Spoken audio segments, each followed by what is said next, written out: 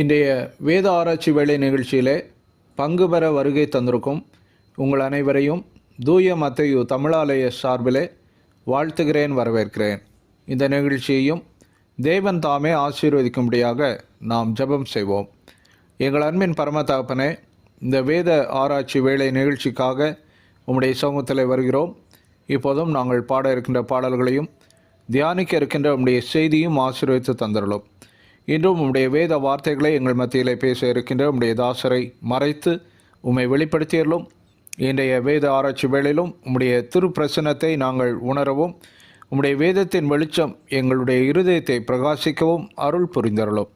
இப்போதும் இந்த நிகழ்ச்சியிலும் கலந்து கொள்கிற யாவரையும் நீர் ஆசீர்வதித்து ஒவ்வொருடைய தேவைகளையும் நீர் சந்தித்தருளும்.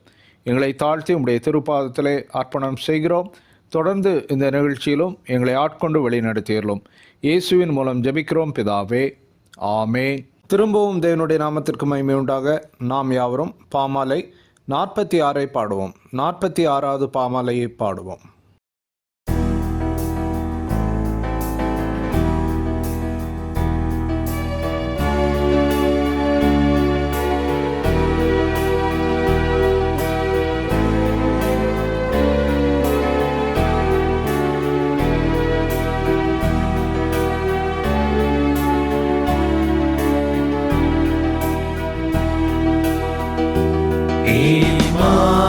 இம்மானுவேலே வாரும் வாருமே, மெய் இஸ்ரவேலை சீரை மீளுமே. மாதேவ மைந்தன் தோன்றும் வரைக்கும் உம் ஜனம் பாரில் ஏங்கி தவிக்கும்.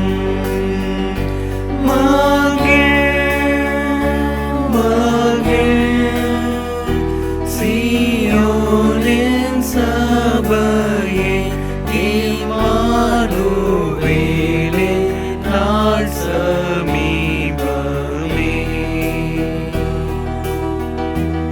ஈசாயின் வேர்த்துளீரே வாருமே, பிசாசின் வல்ல கோஷ்டம் நீக்குமே. பாதாள ஆழம் நின்று ரட்சியும், வெம்சாவின் மேல் பேர் வெற்றி அளியும்.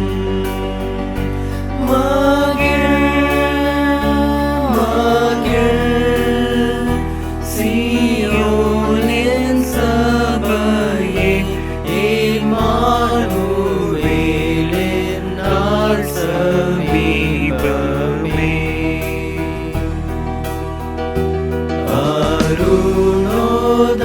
அருணோதயமே ஆவாருமே, வந்தெங்கள் நெஞ்சை ஆற்றி தேற்றுமே. மந்தாரராவின் மேகம் நீங்கிடும், இருண்ட சாவின் நிழலோடிடும்.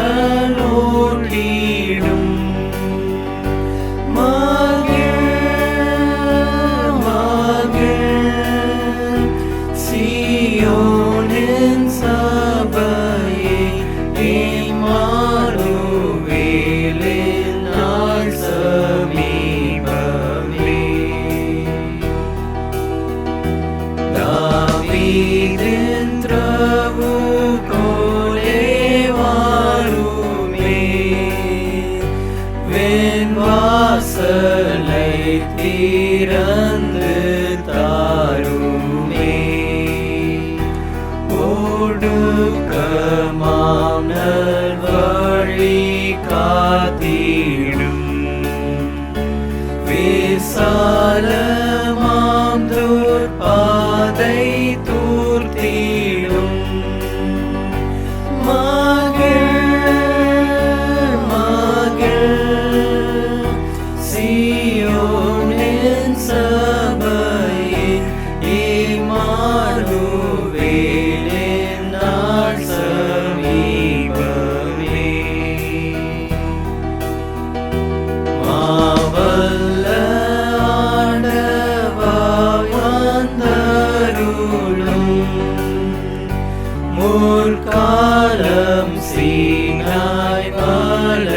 மீதிலும் எக்காலம் என்னோடு தேவரீ பிரமாணம் இஸ்ரவேலு கடிதே மகிழ் மகிழ் சீயோனின் சபையில் இம்மானுவேலின் நாள் சமீபமே.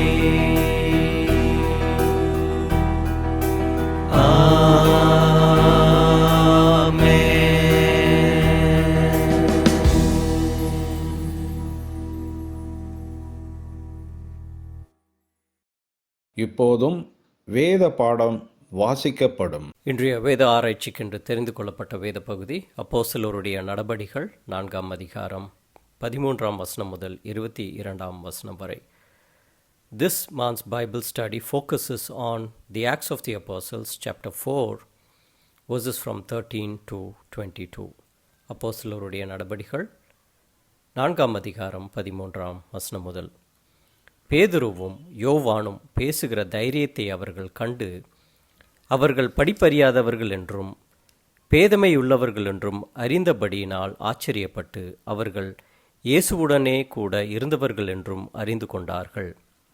சொஸ்தமாக்கப்பட்ட மனுஷன் அவர்கள் அருகே நிற்கிறதை கண்டபடியால் எதிர்பேச அவர்களுக்கு இடமில்லாதிருந்தது.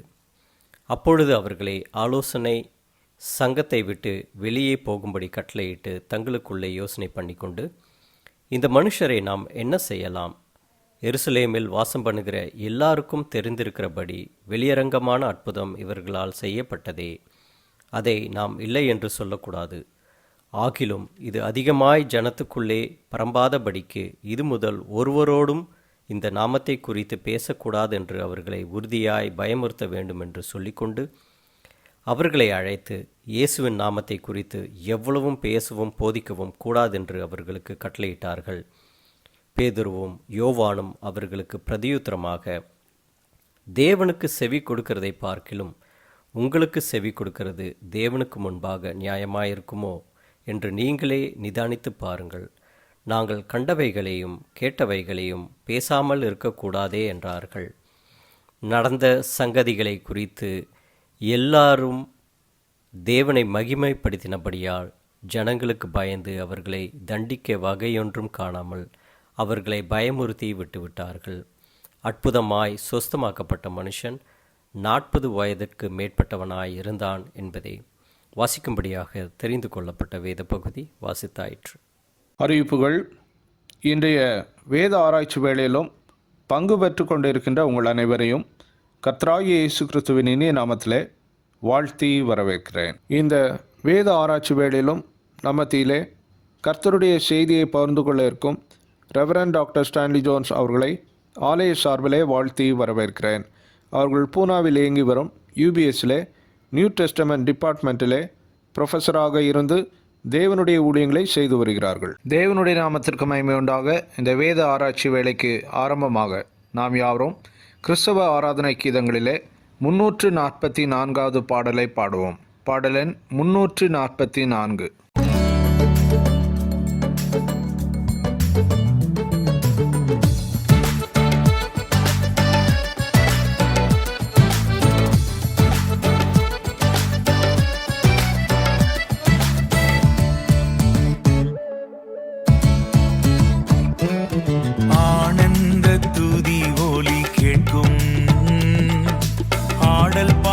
சத்தமும் தொனிக்கும் ஆகாய விண்மீனாய் ஆபர்ஜனம் பெருகும் ஆண்டவர் வாக்கு பலிக்கும். ஆகாய விண்மீனாய் ஆபர்ஜனம் பெருகும் ஆண்டவர் வாக்கு பலிக்கும்.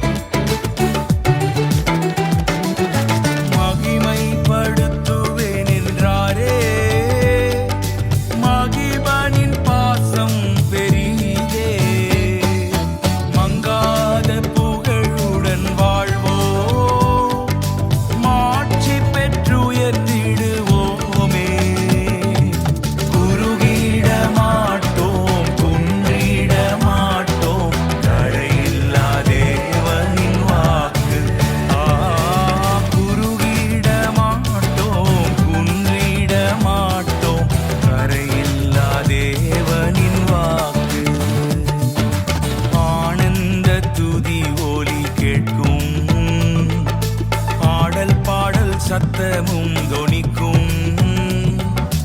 ஆகாய விண்மீனாய் அவர் ஜனம் பெருகும். ஆண்டவர் வாக்கு பலிக்கும். ஆகாய விண்மீனாய் அவர் ஜனம் பெருகும். ஆண்டவர் வாக்கு பலிக்கும்.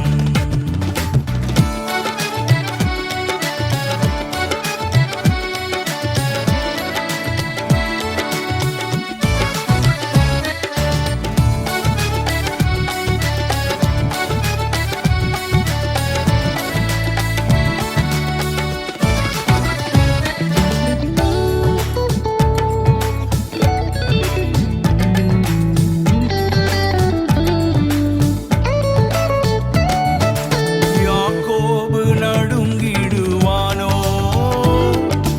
யாக்கோபின் தேவன் துணையே. அமெரிக்கை வாழ்வை அழைப்போ. ஆண்டவர் மார்பில் சுகிப்போ. பதறாத வாழ்வும் சிதறாத மனமும் பரிசாக தேவன் அருள்வார். பதறாத வாழ்வும் சிதறாத மனமும் பரிசாக தேவன் அருள்வார். ஆனந்த துதி ஒலி கேட்கும். ஆடல் பாடல் சத்தமும் தொனிக்கும். ஆகாய விண்மீனாய் அவர் ஜனம் பெருகும். என் ஆண்டவர் வாக்கு பலிக்கும். ஆகாய விண்மீனாய் அவர் ஜனம் பெருகும். ஆண்டவர் வாக்கு பலிக்கும். ஆகாய விண்மீனாய் அவர் ஜனம் பெருகும். என் ஆண்டவர் வாக்கு பலிக்கும்.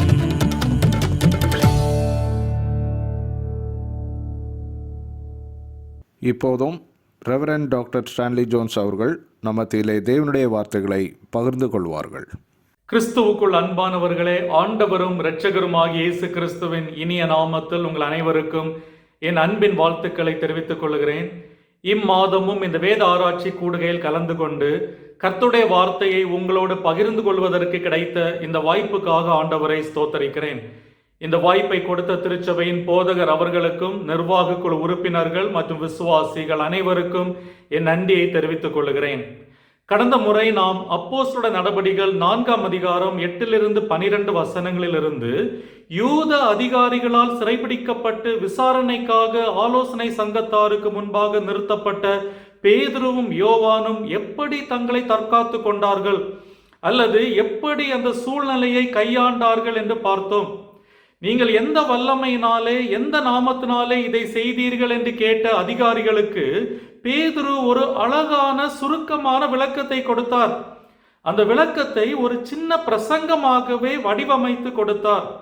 ஆலோசனை சங்கத்துக்கு முன்பாக தனக்கு பேச கிடைத்த அந்த அரிய வாய்ப்பை தன்னை தற்காத்துக் கொள்வதற்கு பயன்படுத்தாமல் கிறிஸ்துவின் நற்செய்தியை பறைசாற்ற பயன்படுத்தி கொண்டார் என்று பார்த்தோம்.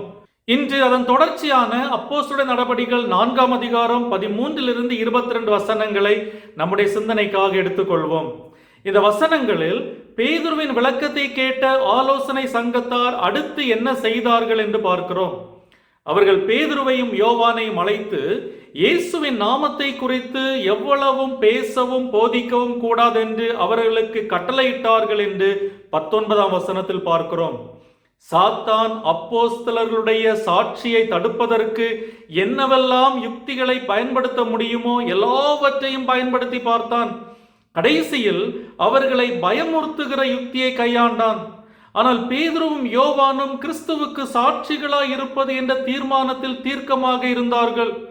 இயேசுவை பற்றி எதுவும் பேசவோ கற்பிக்கவோ கூடாது என்று கண்டிப்பாக கட்டளையிட்ட ஆலோசனை சங்கத்தாரை பார்த்து, தேவனுக்கு செவி கொடுக்கிறதை பார்க்கலும் உங்களுக்கு செவி கொடுக்கிறது தேவனுக்கு முன்பாக நியாயமாயிருக்குமோ? நாங்கள் கண்டவைகளையும் கேட்டவைகளையும் பேசாமல் இருக்கக்கூடாதே என்று பதில் கொடுத்தார்கள். கடந்த மாதம் நாம் கற்றுக்கொண்ட வசனங்களிலிருந்து அதாவது அப்போஸ்தலர் 4ஆம் அதிகாரம் 8 12 வசனங்களிலிருந்து சாத்தான் நமக்கு உபத்திரவங்களை கொண்டு வரும்போது நாம் என்ன செய்யக்கூடாது என்று பார்த்தோம். 1, நாம் ஆச்சரியப்படக்கூடாது. 2, நாம் நம்பிக்கை இழந்துவிடக்கூடாது. 3, நாம் சாத்தானின் சட்டங்களின்படி செயல்படக்கூடாது என்று பார்த்தோம். இன்று நாம் கற்றுக்கொள்ளுகிற அப்போஸ்தலர் 4ஆம் அதிகாரம் 13 22 வசனங்களில் சாத்தான் நம்மை சோதிக்கும் போது நாம் என்ன செய்யக்கூடாது என்று கூடுதலாக 3 பாடங்களை கற்றுக்கொள்வோம். நாம் கற்றுக்கொள்ளுகிற முதல் பாடம், சாத்தான் நம்மை சோதிக்கும் போது அவன் நியாயமாக செயல்படுவான் என்று எதிர்பார்க்க கூடாது. அவன் நியாயமாக செயல்படுவான் என்று எதிர்பார்க்க கூடாது. காரணம், அவன் பொய், தந்திர, அநியாய செயல்களுக்கு பேர் போனவன். அவனிடத்தில் நியாயத்தை எதிர்பார்க்க முடியாது என்பது நாம் கற்றுக்கொள்ளுகிற முதல் பாடம். 15 18 வசனங்கள், 15 18 வசனங்களை நான் உங்களுக்கு வாசிக்கிறேன். அப்பொழுது அவர்களை, அதாவது அப்போஸ்தலர்களை, ஆலோசனை சங்கத்தை விட்டு வெளியே போகும்படி கட்டளையிட்டு தங்களுக்குள்ளே யோசனை பண்ணிக்கொண்டு, இந்த மனுஷரை நாம் என்ன செய்யலாம்?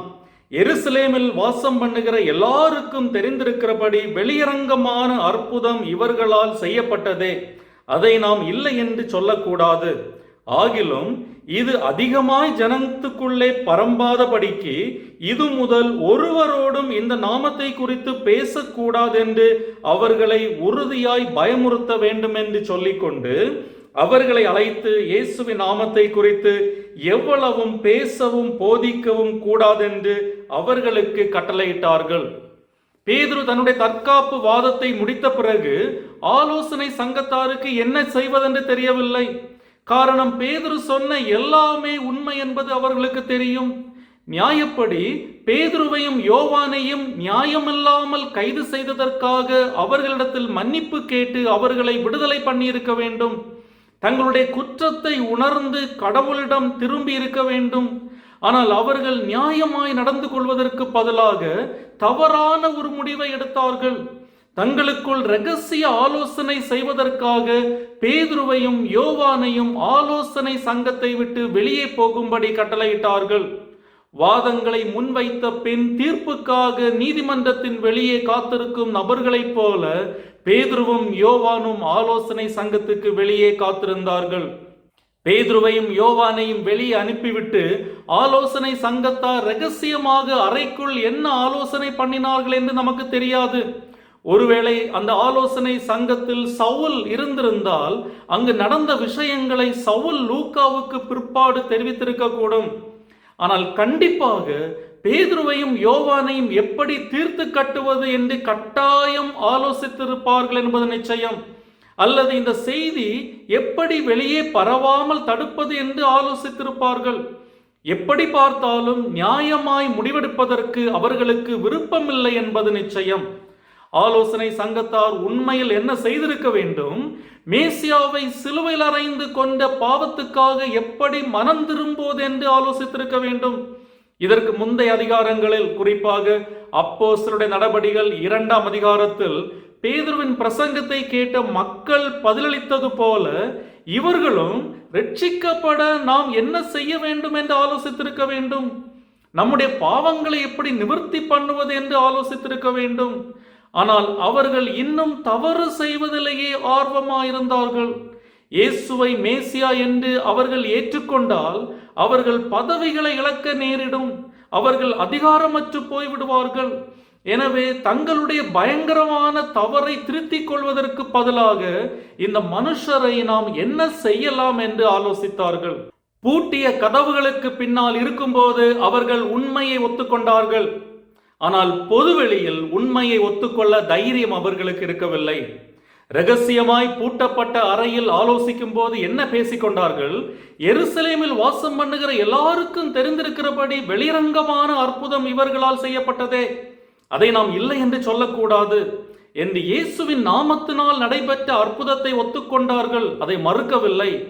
அப்படியானால் அந்த முடமான மனிதன் இயேசுவின் நாமத்தினால் தான் குணமடைந்தான் என்பது அவர்களுக்கு தெரியும். பேதுரு மற்றும் யோவானின் சாட்சி உண்மை என்று அவர்களுக்கு தெரியும்.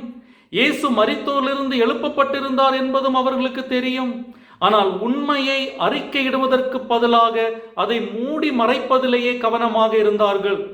காரணம், இயேசு உயிர்த்தெழுந்தார், இயேசுவின் நாமத்தில் அற்புதங்கள் நடைபெறுகிறது, அப்போஸ்தலர்கள் இயேசுவின் உயிர்த்தெழுதலுக்கு சாட்சிகளாய் இருக்கிறார்கள் என்ற உண்மை எல்லாருக்கும் தெரிந்தால் அவர்களுடைய பதவிக்கு ஆபத்து வந்துவிடுமோ என்று பயந்தார்கள். எனவே இதை எப்படி தடுப்பது என்று அநியாயமாய் யோசித்தார்கள். இது உச்சக்கட்ட மாய்மாலத்துக்கான சிறந்த எடுத்துக்காட்டு. சத்தியம் எது என்று தெரிந்தும் சுயநல பதவிக்காக அதை மறைக்க முயற்சித்தார்கள். இதில் நாம் இன்னொன்றையும் கவனிக்க வேண்டும். அசாதாரணமான ஒரு அற்புதம் நடந்திருந்தும் அது ஆலோசனை சங்கத்தார் கர்த்தரை ஏற்றுக்கொள்வதற்கு போதுமான காரணமாக இருக்கவில்லை. அசாத்தியமான ஒரு பெரிய அற்புதத்தால் கூட அவர்களுடைய கடினமான இருதயங்களை மாற்ற முடியவில்லை. இந்த உலக மக்கள் கிறிஸ்துவை அறிந்து கொள்ள அதிகமான அற்புதங்கள் தேவை என்று நினைக்கிறோம் இல்லையா? அற்புதங்கள் தான் மக்களை கிறிஸ்துவிடம் கொண்டு வருகிறது என்று நினைக்கிறோம். ஆனால் அற்புதங்கள் ஒருபோதும் ரட்சிப்பு உண்டாவதற்கு தேவபலனாய் இருந்ததில்லை என்பதுதான் அப்போஸ்தலருடைய நடபடிகளில் நாம் பார்க்கிற உண்மை. அற்புதங்கள் மூலம் மக்களை கவரலாம், சுவிசேஷம் மூலம் சத்தியத்தை அறிவிக்கலாம். ஆனால் விசுவாசம் உருவாக வேண்டும் என்றால் மனம் கர்த்தருக்கு முன்பாக தாழ்த்தப்பட வேண்டும். அதற்கு ஆலோசனை சங்கத்தார் ஆயத்தமாக இல்லை. அப்போஸ்தலர்களான பேதுருவையும் யோவானையும் எப்படி சரி கட்டுவது என்ற சிக்கலான சூழ்நிலையை ஆலோசிக்க ஆலோசனை சங்கத்தார் எவ்வளவு நேரம் எடுத்துக்கொண்டார்கள் என்று நமக்கு தெரியாது. ஆனால் கடைசியில் அவர்கள் ஒரு முடிவுக்கு வந்தார்கள். என்ன முடிவு? இயேசுவின் நாமத்தை குறித்து யாரிடமும் பேசக்கூடாது என்று அப்போஸ்தலர்களை உறுதியாய் பயமுறுத்த வேண்டும் என்று முடிவெடுத்தார்கள். பேதுருவும் யோவானும் தைரியமாய் ஆலோசனை சங்கத்துக்கு முன்பாக பேசிய போதிலும் அவர்களையும் மற்ற அப்போஸ்தலர்களையும் பயமுறுத்த முடியும் என்று யூத தலைவர்கள் நம்பினார்கள். காரணம், சில நாட்களுக்கு முன்புதான் இயேசு கைது செய்யப்பட்ட போது இதே அப்போஸ்தலர்கள், குறிப்பாக பேதுரு, பயந்து ஓடினார்கள். எனவே அவர்களை கொஞ்சம் பயமுறுத்தினால் அவர்கள் வழிக்கு வந்து விடுவார்கள் என்று நினைத்தார்கள். ஆலோசனை சங்கத்தாரின் இந்த கட்டளையை கொஞ்சம் யோசித்து பாருங்கள். இயேசுவின் நாமத்தை தனிப்பட்ட முறையிலோ அல்லது வெளியரங்கமாகவோ பிரசங்கிப்பதை தடை செய்ய வேண்டும் என்பதுதான் அவர்களுடைய திட்டம். இயேசுவின் நாமத்தை எந்த இடத்திலும், எந்த முறையிலும், எந்த நேரத்திலும் எவர் ஒருவருக்கும் போதிப்பதை தடை செய்ய வேண்டும். அப்போஸ்தலர்களும் விசுவாசிகளும் இந்த கட்டளைக்கு கீழ்ப்படிந்து விட்டால் கிறிஸ்தவ விசுவாசத்தை ஆரம்பத்திலேயே ஒழித்து விடலாம் என்று நினைத்தார்கள். இதுதான் அவருடைய நோக்கம். ஆனால் இப்படி ஒரு பொறுப்பற்ற கட்டளையை பிறப்பிப்பதற்கு ஆலோசனை சங்கத்தாருக்கு எந்த உரிமையும் இல்லை. பேதுருவும் யோவானும் எந்த தவறும் செய்யவில்லை, எந்த சட்டத்தையும் மீறவில்லை என்பது அவர்களுக்கு தெரியும். எனவேதான் 21ஆம் வசனம் அவர்களை தண்டிக்க வகையொன்றும் காணாமல் அவர்களை பயமுறுத்தி விட்டுவிட்டார்கள் என்று சொல்லுகிறது. ஏன் ஆலோசனை சங்கத்தார் நியாயமாய் நடந்து கொள்ளவில்லை என்று நாம் நினைக்கலாம். ஆனால் சாத்தானிடத்திலிருந்தும் அவன் பயன்படுத்தும் மனிதரிடமிருந்தும் நாம் எப்படி நியாயத்தை எதிர்பார்க்க முடியும்? அவன் பொய் தந்திர அநியாய செயல்களுக்கு பேர் போனவனாயிட்டே, அவனிடத்தில் எப்படி நியாயத்தை எதிர்பார்க்க முடியும்? அப்போஸ்தலர்களின் காலத்தில் எப்படி அதிகாரம் தவறாக பயன்படுத்தப்பட்டதோ அதே போல இன்றும் பல இடங்களில் அதிகாரம் தவறாக பயன்படுத்தப்படுவதை நாம் கண்கூடாக பார்க்கிறோம். பல நேரங்களில் நியாயமற்ற தலைவர்களை நாம் தேர்ந்தெடுத்து விட்டு அவர்களிடமிருந்து நியாயத்தை எதிர்பார்க்கிறோம். அப்படிப்பட்ட மனிதரிடமிருந்து நியாயத்தை எதிர்பார்க்க முடியாது. சுயநலமும் காழ்ப்புணர்ச்சியும் உள்ள மனிதரிடமிருந்து எப்படி நியாயத்தை எதிர்பார்ப்பது? ஆனால் விசுவாசிகளாக நாம் ஒரு நிச்சயத்தை பெற்றிருக்கிறோம். நம்முடைய கர்த்தர் மட்டுமே நியாயத்தின் இறுதி ஆதாரம். அவர் மட்டுமே நியாயமானவர். அவர் வழிகள் நேரானவை. மனித நியாயம் தவறினாலும் தேவனுடைய நியாயம் ஒருபோதும் தவறாது. அதனால் நம் எதிர்பார்ப்பையும் நம்பிக்கையையும் மனிதரிடத்தில் அல்ல, நம்மை நீதியிலும் சத்தியத்திலும் வழிநடத்தும் கர்த்தரிடத்தில் வைக்க வேண்டும். அதுதான் இந்த சம்பவத்தின் கடைசியில் நடந்தது. அப்போஸ்தலர்கள் பயமுறுத்தப்பட்ட போதும் தேவன் அவர்களை கைவிடவில்லை. அவர்கள் இன்னும் உறுதியாய் சத்தியத்தை பிரசங்கிக்க தேவன் அவர்களுக்கு பலனளித்தார். இதே அதிகாரம் 33ஆம் வசனத்தில் பார்க்கிறோம். 33ஆம் வசனம், கர்த்தராகிய இயேசுவின் உயிர்த்தெழுதலை குறித்து அப்போஸ்தலர்கள் மிகுந்த பலமாய் சாட்சி கொடுத்தார்கள். முன்பு சாட்சி கொடுத்தார்கள், ஆனால் பயமுறுத்தப்பட்ட பின்பு மிகுந்த பலமாய் சாட்சி கொடுத்தார்கள். என்ன ஒரு ஆச்சரியம்! சாத்தான் உங்களுக்கு கடினமான நேரத்தை தரும்போது அவன் நியாயமாக செயல்படவில்லையே என்று நீங்கள் ஆச்சரியப்பட வேண்டாம். அது அவனுடைய இயல்பு. அவன் அப்படித்தான் நடந்து கொள்வான். நாம் செய்ய வேண்டியதெல்லாம் நமக்கு நீதி செய்யும் தேவனை சார்ந்திருப்பது மட்டுமே. எனவே நாம் இரண்டாவதாக கற்றுக்கொள்ளும் பாடம், சாத்தான் நம் வாழ்க்கையை சீரழிப்பதற்கு கொஞ்சமும் இடமளிக்க கூடாது. அவனுக்கு ஒரு அங்குலம் கூட இடமளிக்க கூடாது என்பது நாம் கற்றுக்கொள்ளுகிற இன்னொரு பாடம். 18 20 வசனங்களை நான் உங்களுக்கு வாசிக்கிறேன். அவர்களை அழைத்து, அதாவது ஆலோசனை சங்கத்தார் பேதுருவையும் யோவானையும் அழைத்து, இயேசுவின் நாமத்தை குறித்து எவ்வளவும் பேசவும் போதிக்கவும் கூடாதென்று அவர்களுக்கு கட்டளையிட்டார்கள். பேதுரும் யோவானும் அவர்களுக்கு பிரதித்திரமாக, தேவனுக்கு செவி கொடுக்கிறதை பார்க்கலும் உங்களுக்கு செவி கொடுக்கிறது தேவனுக்கு முன்பாக நியாயமாயிருக்குமோ என்று நீங்களே நிதானித்து பாருங்கள். நாங்கள் கண்டவைகளையும் கேட்டவைகளையும் பேசாமல் இருக்க கூடாதே என்றார்கள். ஆலோசனை சங்கத்தார் பேதுருவையும் யோவானையும் மறுபடியும் அழைத்து, இயேசுவின் நாமத்தை குறித்து எவ்வளவும் பேசவும் போதிக்கவும் கூடாது என்று அவர்கள் கட்டளையிட்டார்கள். அந்த சூழ்நிலையை கொஞ்சம் கற்பனை பண்ணி பாருங்கள். நாட்டின் மிக உயர்ந்த நீதிமன்றம் தன்னுடைய முடிவை அறிவிக்கிறது. 71 நீதிபதிகள் கொண்ட இருக்கை, ஜுடிஷியல் பெஞ்ச், தன்னுடைய தீர்ப்பை அறிவிக்கிறது. இஸ்ரவேல் தேசத்தின் மிகவும் அதிகாரமிக்க குழு கிறிஸ்தவர்களுக்கு எதிராக ஒரு புதிய சட்டத்தை இயற்றுகிறது. என்ன தீர்ப்பு அல்லது என்ன சட்டம்? ஒருவரும் இயேசுவின் நாமத்தை குறித்து பேசவும் போதிக்கவும் கூடாது என்ற சட்டம். இதில் என்ன ஆச்சரியம் என்றால், சபை கூடி வருதல் சட்டவிரோதமானது என்று அவர்கள் சொல்லவில்லை. நீங்கள் கூடி தேவனை ஆராதிக்க கூடாது என்று சொல்லவில்லை. பாடுவதையும் ஜெபிப்பதையும் அவர்கள் தடுக்கவில்லை. நற்காரியங்கள் செய்வதை அவர்கள் தடுக்கவில்லை. ஆனால் இயேசுவின் நாமத்தை குறித்து பேசுவதையும் போதிப்பதையும் தடுத்தார்கள். இதில் நாம் கற்றுக்கொள்கிற மிக முக்கியமான பாடம், நற்செய்திக்கு மட்டுமே சாத்தான் பயப்படுகிறான். சுவிசேஷ பணியை பார்த்துதான் சாத்தான் நடுங்குகிறான். இது அன்றைய சூழலுக்கு மட்டுமல்ல, இன்றைய சூழலுக்கும் பொருந்தும். நாம் ஒன்றாக கூடி வருவதையோ நற்காரியங்கள் செய்வதை பற்றியோ அவன் கவலைப்படுவதில்லை. ஆனால் இயேசுவின் நாமத்தை குறித்து பிரசங்கிப்பதை பார்த்து அவன் பயப்படுகிறான் என்பதுதான் உண்மை. அப்போஸ்தலர்கள் இப்பொழுது முடிவெடுக்க 2 விருப்ப தேர்வுகள் அவர்களுக்கு முன்பாக இருந்தது. ஒன்று, நீங்கள் புறப்பட்டு போய் சகல ஜாதிகளையும் சீஷராக்குங்கள் என்ற கிறிஸ்துவின் கட்டளைக்கு கீழ்ப்படிவது, அல்லது நீங்கள் இயேசுவை குறித்து எதுவும் பிரசங்கிக்க கூடாது என்ற ஆலோசனை சங்கத்தாரின் கட்டளைக்கு கீழ்ப்படிவதா? அப்போஸ்தலர்கள் ஆலோசனை சங்கத்தாரின் கட்டளைக்கு கீழ்ப்படிந்திருந்தால் நிலைமை என்னவாயிருக்கும்? திருச்சபை வரலாற்றில் அது மிகவும் இக்கட்டான தருணமாக இருந்திருக்கும் இல்லையா? மழை பெய்து ஈரமாக இருக்கும் ஒரு சூழலில் விறகு வைத்து நெருப்பு உண்டாக்க முயற்சிக்கும் போது கஷ்டப்பட்டு ஒரு சிறிய நெருப்பை உருவாக்கி அதை வளர்க்க போராடும் போது அந்த சிறிய நெருப்பை அணைப்பது மிக எளிது. ஒரு சிறிய காற்று அல்லது கொஞ்சம் ஈரமான விறகுகள் அல்லது கொஞ்சம் மழை துளிகள் அந்த சிறிய நெருப்பை முழுமையாக அணைத்துவிட முடியும். பேதுருவும் யோவானும் ஆலோசனை சங்கத்தின் முன்னால் நின்ற அந்த தருணம் சபை படபடத்து கொண்டிருந்த அந்த சிறிய நெருப்பை போலத்தான் இருந்தது. அந்த நேரத்தில் அப்போஸ்தலர்கள் ஆலோசனை சங்கத்தின் கட்டளைக்கு கீழ்ப்படிந்திருந்தால் திருச்சபை வரலாற்றில் அது பெரிய எதிர்மறை தாக்கத்தை ஏற்படுத்தி இருக்கும். ஆனால் கிருபையாக, நல்வாய்ப்பாக வளர்ந்து வரும் சபையை அழிப்பதற்கு சாத்தானுக்கு கொஞ்சமும் இடம் கொடுப்பதில்லை என்று பேதுருவும் யோவானும் தீர்மானித்தார்கள்.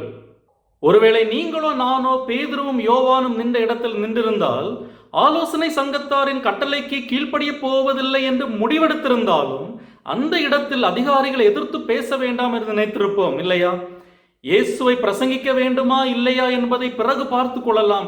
ஆனால் இந்த இடத்தில் 71 நீதிபதிகளுக்கு முன்பாக நாம் வாயை திறக்காமல் இருப்பதே ஞானம் என்று நினைத்திருப்போம். ஆனால் பேதுருவும் யோவானும் அப்படி நினைக்கவில்லை. பேதுருவும் யோவானும் அவர்களுக்கு பிரதித்திரமாக, தேவனுக்கு செவி கொடுப்பதை பார்க்கலும் உங்களுக்கு செவி கொடுக்கிறது தேவனுக்கு முன்பாக நியாயமாயிருக்குமோ என்று நீங்களே நிதானித்து பாருங்கள் என்று பதிலளித்தார்கள். நீங்கள் என்ன வேண்டுமானாலும் தீர்மானித்துக் கொள்ளுங்கள், அதில் எங்களுக்கு கவலை இல்லை. ஆனால் நாங்கள் எங்கள் கடமையை சரியாக செய்யத்தான் போகிறோம். நாங்கள் கண்டதையும் கேட்டதையும் எடுத்துரைக்காமல் இருக்க எங்களால் முடியாது என்று தைரியமாக சொன்னார்கள். இதில் இன்னொன்றை நாம் கவனிக்க வேண்டும்.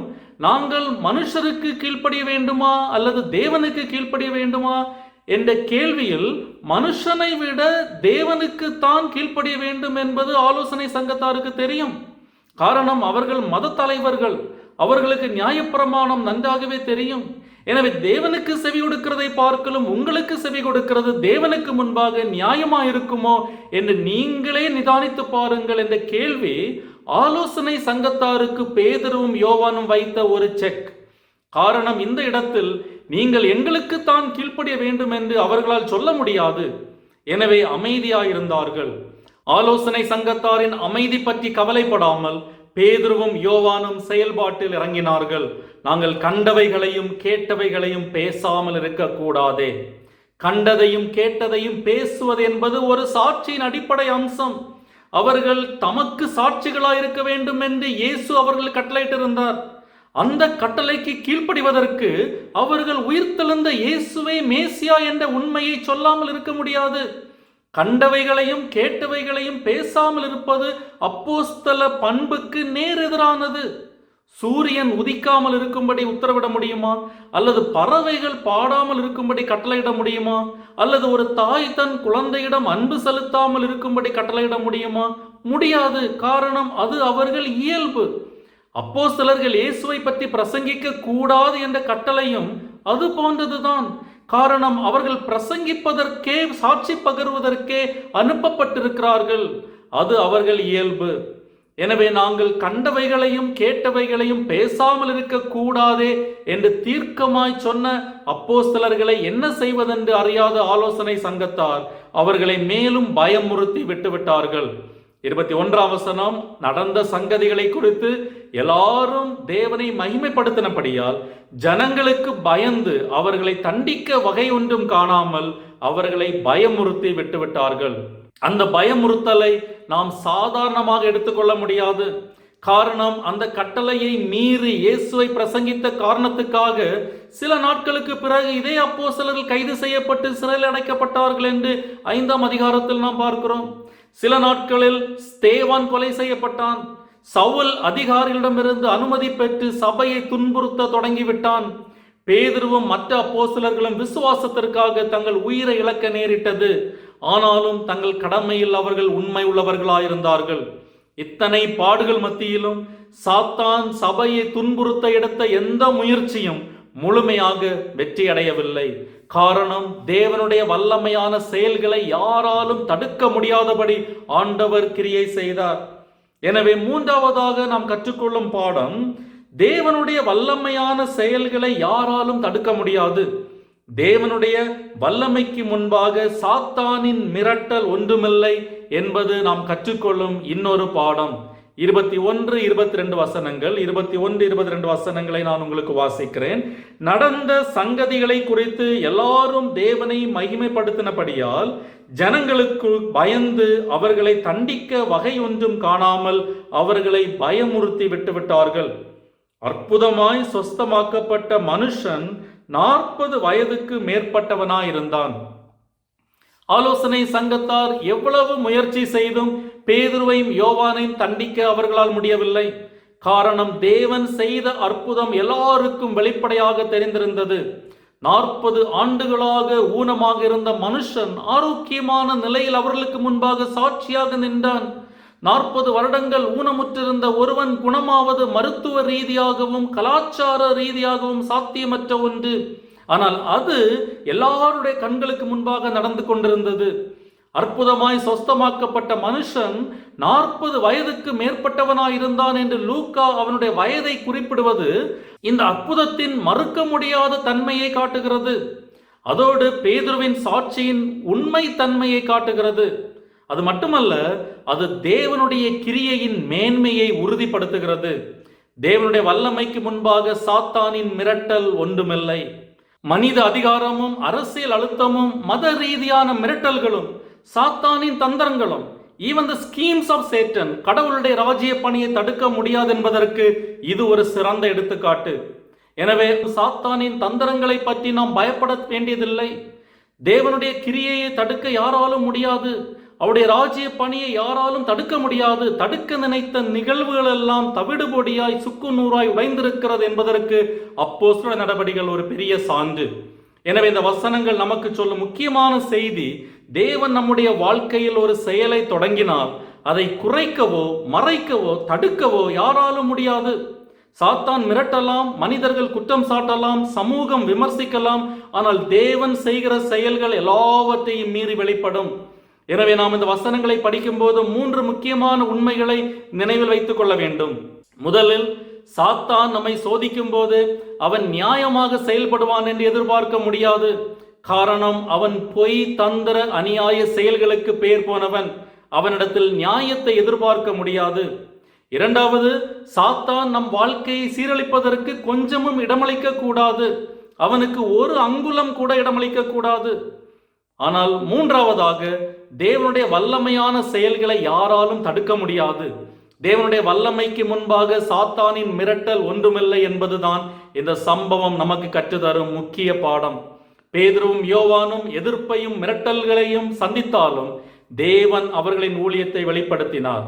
அதுபோல இன்று நம்முடைய வாழ்க்கையிலும் குடும்பத்திலும் ஊழியத்திலும் தடைகள் வரும், நம்மை மௌனப்படுத்தும் சூழ்நிலைகள் இருக்கும். ஆனாலும் நம் சாட்சியில் நாம் உண்மை உள்ளவர்களாக இருக்கும்போது தேவன் கிரியை செய்வார் என்பதில் எந்த சந்தேகமும் இல்லை. எனவே சாத்தான் எப்படிப்பட்ட சூழ்நிலையை உருவாக்கினாலும் நாம் திடமாக நின்று தேவனுக்கு கீழ்ப்படிந்து அவர் செய்த காரியங்களை தைரியமாய் அறிவிப்போம். அப்படி செய்தால் நம்முடைய வாழ்க்கை பலருக்கு சாட்சியாகவும் தேவனின் நாமத்திற்கு மகிமையாகவும் இருக்கும் என்பதில் எந்த சந்தேகமும் இல்லை. அப்படிப்பட்ட ஒரு சாட்சியுள்ள வாழ்வை ஆண்டவர் நமக்கு தருவாராக. ஆமேன். இப்போதும் நம்மத்திலே தேவனுடைய செய்தியை பகிர்ந்து கொண்ட ரெவரண்ட் டாக்டர் ஸ்டான்லி ஜோன்ஸ் அவர்களுக்கு ஆலய சார்பிலே நன்றிகளை தெரிவித்துக் கொள்கிறேன். தேவன் தாமே அவர்களை ஆசீர்வதிப்பாராக. தொடர்ந்து அவர்களுக்காக, அவருடைய குடும்பத்தினருக்காக, அவருடைய ஊழியங்களுக்காக ஜெபிக்கும்படியாய் உங்களை அன்போடு கேட்டுக்கொள்கிறேன். இன்றைய வேத ஆராய்ச்சி வேலை நிகழ்ச்சியிலும் பங்கு பெற்ற உங்கள் அனைவருக்கும் கர்த்தராகிய இயேசு கிறிஸ்துவின் இணைய நாமத்திலே நன்றிகளை தெரிவித்துக் கொள்கிறோம். இப்போதும் நாம் தேவனுக்கு நன்றி சொல்லி ஜெபம் செய்வோம். எங்கள் அன்பின் ஆண்டவரே, இன்றைய வேத ஆராய்ச்சி வேலை நிகழ்ச்சிக்காக உம்மை ஸ்தோத்திரிக்கிறோம். நீர் தாமே இந்த நேரத்திலும் எங்கள் மத்தியிலே வந்து உம்முடைய வார்த்தைகளை அருளி செய்ததற்காக உம்மை துதிக்கிறோம். இன்றும் உம்முடைய வார்த்தைகளை எங்கள் மத்தியிலே பகிர்ந்து கொண்ட ரெவரண்ட் டாக்டர் ஸ்டான்லி ஜோன்ஸ் அவர்களுக்காக உமக்கு நன்றி சொல்கிறோம். அவர்களையும் அவருடைய குடும்பத்தினரையும் அவருடைய ஊழியங்களையும் நீர் ஆசீர்வதித்தருளும். இப்போதும் இந்த நிகழ்ச்சியிலே கலந்து கொண்ட அனைவருக்கும் உம்முடைய ஆசீர்வாதங்களை தந்தருளும். இன்றும் நாங்கள் இந்த வேளையிலும் கற்றுக்கொண்ட காரியங்களை எங்கள் வாழ்க்கையிலே அப்பியாசப்படுத்த அருள் தாரும். இந்த இரவு வேளையிலும் எங்களை உம்முடைய திருக்கரத்திலே தாழ்த்தி அர்ப்பணம் செய்கிறோம். எங்களை எல்லா தீங்களுக்கும் விலக்கி காத்து கொண்டருளும். இரட்சகர் இயேசுவின் மூலம் வேண்டிக் கொள்கிறோம் பிதாவே, ஆமேன். நம்முடைய கர்த்தராகிய இயேசு கிறிஸ்துவினுடைய கிருபையும் தேவனுடைய அன்பும் பரிசுத்தாவினுடைய ஐக்கியமும் நம் அனைவரோடும் கூட எப்போதைக்கும் இருப்பதாக. ஆமேன்.